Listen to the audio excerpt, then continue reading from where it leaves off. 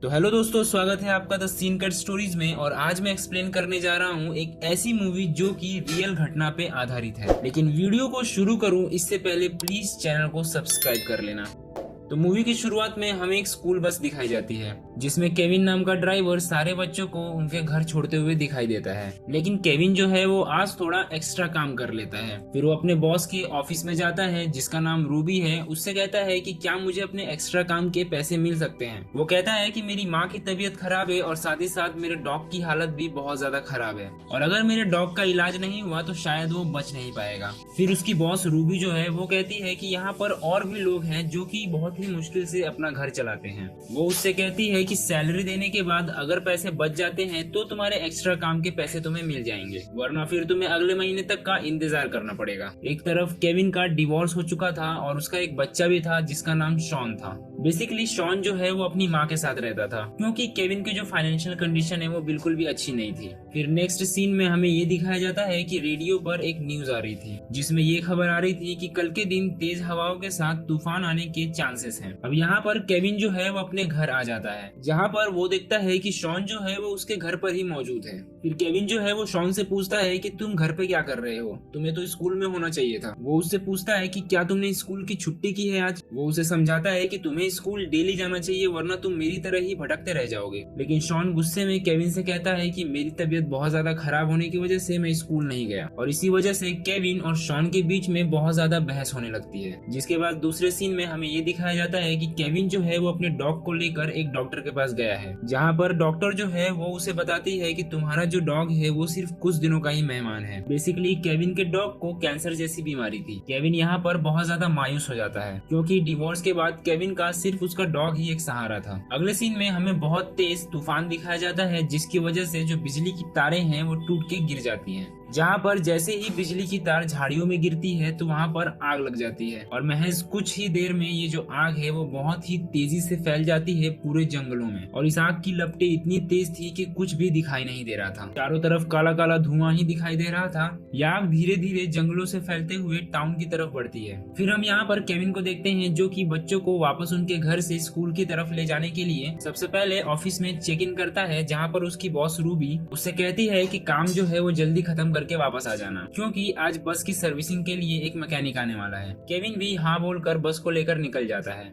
दूसरी तरफ जहाँ पर तेजी से आग फैल रही थी उसके आसपास के इलाकों में अलर्ट घोषित कर दिया जाता है। सारे के सारे फायर फाइटर्स मौके पर वहाँ पर तैनात हो जाते हैं। लेकिन ऐसे नजारे को देखकर फायर फाइटर वाले भी बहुत ज्यादा घबरा जाते हैं। वो कहते हैं कि ये सिर्फ फायर फाइटर के बस की बात नहीं है, इसके लिए और भी टीम की जरूरत पड़ेगी। दूसरी ओर हम देखते हैं कि केविन जो है वो बच्चों को स्कूल से वापस ले जाने के लिए आया था और यहाँ पर केविन जो है वो बहुत ही अफसोस कर रहा होता है क्योंकि उसने शॉन पर बहुत ज्यादा चिल्ला दिया था। दूसरी तरफ केविन की बॉस रूबी जो है वो उसे फोन करके जल्दी आने के लिए कह रही होती है क्योंकि बस की सर्विसिंग के लिए मैकेनिक उसका इंतजार कर रहा होता है। जहाँ पर केविन जो है वो कहता है कि पेट्रोल खत्म हो चुकी है, मैं भरा कर जल्दी आ जाऊंगा। तब उसकी मॉम उसे कॉल करती है और उसे घर पर जल्दी आने के लिए कहती है। वो उसे बताती है कि शॉन की जो तबीयत है वो बहुत ज्यादा खराब हो चुकी है और वो बहुत ज्यादा वॉमिट भी कर रहा है। वो मेडिकल के पास जाता है जहाँ से दवा लेने के बाद वो सीधे घर की तरफ निकल जाता है। दूसरी तरफ केविन की जो बॉस है वो भी उस पर चिल्ला रही होती है कि तुम कहाँ रह गए, अभी तक आए क्यों नहीं। फिर यहाँ पर केविन की बीवी का कॉल आ जाता है जो कि उस पर चिल्लाने लगती है। वो उसे गैर जिम्मेदार ठहराने लगती है क्योंकि वो शॉन का ख्याल नहीं रख पाता। यहाँ पर जैसे ही उसकी बीवी का कॉल कट होता है थोड़ी देर में उसकी बॉस का कॉल आ जाता है और वो उससे कहती है कि मैकेनिक जो है वो वापस चला गया है और अगली बार बस की सर्विसिंग के लिए मैं तुम्हारे सैलरी से पैसे काटूंगी। और यहाँ पे केविन जो है वो बहुत ज्यादा कंफ्यूजन में था कि आखिर वो जाए तो जाए कहाँ और करे तो करे क्या। दूसरी तरफ आग इतनी तेजी से फैल रही थी कि आसपास के रहने वाले इलाकों में लोगों को बहुत ज्यादा परेशानी हो रही थी और यहाँ पर जितने भी फायर फाइटर्स है वो लोगों को बचाने की कोशिश कर रहे थे। यहाँ पर केविन को भी ये पता चल चुका था कि आसपास के इलाके में बहुत ज्यादा तेजी से आग फैल रही है। जहाँ पर वो शॉन को कॉल करता है और उससे कहता है कि अगर कोई भी इमरजेंसी होती है तो मेरे वहाँ आने से पहले तुम मेरी गाड़ी लेकर अपने दादी को वहाँ से लेकर निकल जाना। तभी यहाँ पर रूबी का रेडियो के जरिए एक मैसेज आता है। ये मैसेज उन सभी ड्राइवर्स के लिए था जिनकी बस खाली है या जिनके बस में बच्चे बैठे हुए हैं उन सभी को उनके घर लेकर नहीं जाना है, क्योंकि हर तरफ इमरजेंसी अलर्ट चालू है। सभी को ऑर्डर मिला है कि सारे लोग चिको डिपो की तरफ जाएंगे। लेकिन यहाँ पर केविन की जो बस थी वो खाली थी, जिसके बाद केविन जो है वो बस को ड्राइव करते हुए अपने घर की तरफ जाता है। फिर दूसरे सीन में हमें एक स्कूल दिखाई देता है जिसमें ज्यादातर पेरेंट्स अपने बच्चों को लेकर उनके घर चले गए होते हैं और वहाँ पर अभी भी सिर्फ 23 बच्चे ही बचे हुए थे जिनके पेरेंट्स चिको डिपो पर उनका इंतजार कर रहे हैं। यहाँ पर इस स्कूल में बस की जरूरत पड़ रही थी, जहाँ पर स्कूल की प्रिंसिपल जो है वो रूबी को कॉल करके अपनी परेशानी बताती है, जहाँ पर रूबी कहती है कि आप फिक्र मत करो, मैं एक ड्राइवर को बस लेकर आपकी स्कूल के पास भेजती हूँ। यहाँ पर रूबी जो है वो सबको मैसेज देती है कि जिसकी भी बस खाली है वो मेरी मैसेज का रिप्लाई दे। स्कूल के कुछ 23 बच्चों को वापस लेकर आना है। लेकिन यहाँ पर सारी की सारी जो बसेस थी वो फुल थी और यहाँ पर सिर्फ केविन की ही बस थी जो कि पूरी तरीके से खाली थी। यहाँ पर केविन जो है वो उससे झूठ भी कह सकता था, लेकिन वो ऐसा नहीं करता। वो अपने घर न जाकर उन बच्चों को पिकअप करने के लिए चला जाता है। केविन जैसे ही स्कूल में पहुंचता है वो सभी बच्चों को बस में बैठने के लिए बोलता है, जहाँ पर मैरी नाम की टीचर सभी बच्चों को बस में चढ़ा देती है। लेकिन यहाँ पर मैरी जो है वो वापस बस से उतर कर जा रही होती है, लेकिन केविन जो है वो उसे बताता है कि मुझे एक टीचर की जरूरत पड़ेगी सभी बच्चों को उनके घर पर सही सलामत पहुंचाने के लिए और उसे उतारने के लिए। जहाँ पर केविन जो है वो उसे बताता है कि मुझे मेरी माँ और मेरे बच्चों को भी बचाना है। यहाँ पर टीचर की भी सेम हालत होती है, उसे भी घर पर जल्द से जल्द पहुंचना है क्योंकि उसका बच्चा भी घर पर इंतजार कर रहा है और वो उन 23 बच्चों को बचाने की जिम्मेदारी लेते हैं। दूसरी तरफ रोड पर बहुत ज्यादा लंबा ट्रैफिक लगा होता है, जहाँ पर केविन जो है ये सोचता है कि ट्रैफिक में फंसे रहे तो बहुत ज्यादा देर हो जाएगी और फिर वो डेपो तक पहुंचने के लिए दूसरे रास्ते से चला जाता है। केविन जो है वो इन 23 बच्चों को बचाने के साथ साथ अपने माँ और अपने बच्चे की भी फिक्र कर रहा था। तभी यहाँ पर एक बहुत ही बुरी खबर सुनने को मिलती है, जहाँ पर फायर डिपार्टमेंट ये बताती है कि चिको डिपो जो है वो बहुत ही बुरी तरीके से बर्बाद हो चुका है, जहाँ से सारे पेरेंट्स को सही सलामत पैराडाइज टाउन की तरफ ले जाया गया है। जहाँ पर वो सबको मैसेज देते हैं कि जो भी चिको डिपो की तरफ जा रहे हैं वहाँ बिल्कुल भी ना जाएं, लेकिन आग की वजह से सारी रेडियो लाइन जो थी वो खराब हो चुकी थी, जिसकी वजह से रूबी जो है वो केविन से कांटेक्ट नहीं कर पा रही थी। ऊपर से फोन कॉल्स के जितने भी टावर्स थे वो टूट चुके थे। यहाँ पर फायर फाइटर्स जो है वो आग को बुझाने के लिए बहुत ज्यादा मेहनत कर रहे थे, लेकिन यहाँ पर कुछ भी काम में नहीं आ रहा था और किसी को भी कुछ भी समझ में नहीं आ रहा था। यहाँ पर केविन को कुछ भी पता नहीं होता और वो धीरे धीरे डेपो की तरफ बढ़ रहा होता है, जहाँ पर सामने जाकर उसे वापस से ट्रैफिक देखने को मिलता है, जहाँ पर केविन जो है वो परेशान होकर बस से नीचे उतरता है और ऑफिसर से जाके बात करने लगता है कि मेरे बस में 23 बच्चे हैं, प्लीज हमें जाने दो। लेकिन यहाँ पर ऑफिसर जो है वो उसे मना कर देता है। यहाँ पर आग की वजह से बहुत सारे लोग मारे जा चुके थे और हजारों लोग अभी भी आग में फंसे हुए थे, जहाँ पर हर तरीके से फायर फाइटर्स की टीम लोगों को बचाने में लगी होती है। यहाँ पर केविन जो है वो खुद ही ट्रैफिक को क्लियर करने लगता है। फिर केविन जो है वो ट्रैफिक को थोड़ा बहुत कम करने के बाद बस के अंदर आकर बैठ जाता है और वो कैसे तैसे इतनी सारी मुश्किलों को पार करते हुए वो डेपो तक पहुंच जाता है। लेकिन वहाँ पर आग इतनी ज्यादा फैल चुकी थी कि वहाँ पर कुछ भी देखना मुश्किल हो रहा था, जहाँ पर एक भी पेरेंट्स मौजूद नहीं थे। जहाँ पर केविन जो है वो मैरी से कहता है कि देखो परेशान मत हो, शायद ये आग जो है वो अभी तक पैराडाइज टाउन तक नहीं पहुंची होगी, हमें पैराडाइज टाउन की तरफ बढ़ना होगा। जहाँ पर केविन जो है वो बस को पैराडाइज टाउन की तरफ मोड़ देता है और यहाँ पर सभी के सभी बच्चे भी रो रहे थे और घबराए हुए थे।